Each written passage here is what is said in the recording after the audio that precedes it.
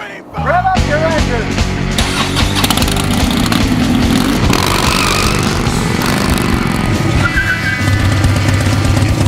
It's time for ScottyKilmer.com.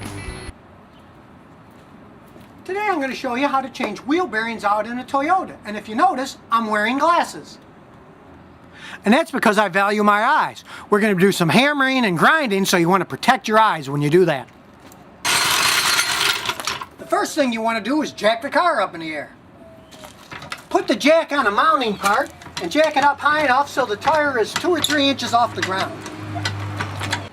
Then if you don't like your hands getting dirty, put on some gloves. I've been using these safe grip gloves for years. They keep your hands from getting all cut and keep all the grease off of you. And just pull the wheel off. Hit the wheel to get it off and push it out of the way. The wheel bearing's hiding inside here, so you have to take the brake off to access it. Get a wrench and take the backing nuts off of the brake.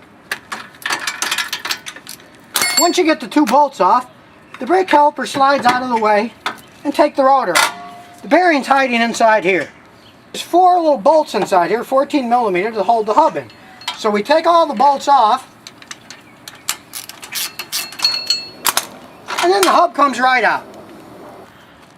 You'll notice the hub is a whole assembly. We have to take this apart to put the new bearing in.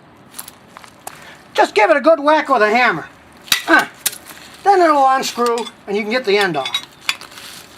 Then you're going to need this puller to take it apart with. The puller goes on top of the bearing assembly. Then you bolt it on so it's nice and tight.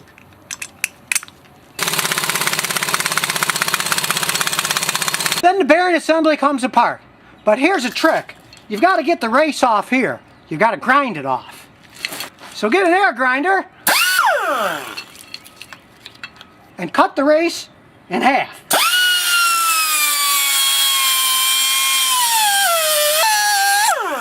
Now you don't have to cut the race all the way in half. You make a line and then hit it with a chisel. Then you need to go to some solid ground. Put the hub on the ground and put the bearing on top of it. Then get a big socket that fits over the top of it and tap it on. You hammer until it's seated. When the shiny part is covered up and you only see the dirty part, it's done.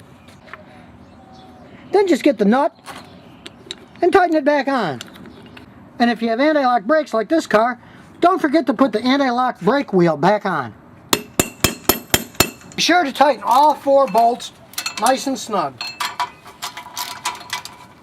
Then get the brake disc and put it back on. It'll just slide in place. And bolt the caliper back on too. Put these 2 14 millimeter bolts on nice and tight. Then roll the wheel in and put it back on. Tighten up the lug nuts and let the jack down.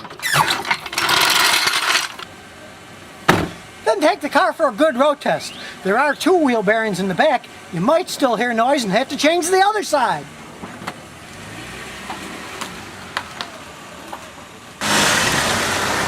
And if you've got a car question you need answered right away, just visit ScottyKilmer.com. I answer all questions absolutely free.